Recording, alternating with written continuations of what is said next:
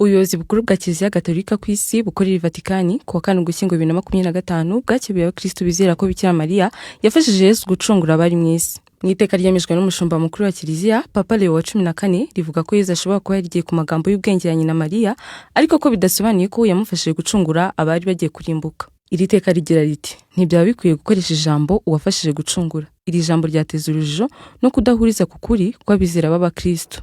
Iri teka rishobora guteza impaka ndende mu bayoboke ba Kiliziya Gatolika barenga miliyari 1.4 kuko bamwe mu bashumba bemezaga ko Mariya yagize uruhare mu gucungura abantu. Hashize igihe kinini abahanga muri Kiliziya Gatolika n'abandi bakristo muri rusange bajya impaka ku ngingo yo kuba Mariya nyina w'Imana yarafashije Yesu gucungura abantu. Papa Yohani Pawulo wa kabiri wayoboye Kiliziya Gatolika kuva mu 1978 kugeza mu 2005, we yabanje kwemeza ko Mariya yafashije Yesu gucungura abantu, ariko byageze mu myaka y'1990 ntiyongera kubivuga kubera ko Vatikani yari yaratangiye kubishidikanyaho. Papa Francis wayoboye Kiliziya Gatolika kuva mu 2013 kugeza muri Mata 2025, mu 2019 we yagaragaje ko kwemeza ko Mariya yafashije Yesu gucungura isi ari ubusazi kuko Mariya atigeze agira ubwo bushake. Icyo Kiliziya Gatolika yemera nk'uko iteka ryasohotse ribyemeza nuko Mariya yabaye ihuriro ry'Imana n'ikiremwa muntu kubera ko yabyaye Yesu agafungurira abantu amarembo y'agakiza.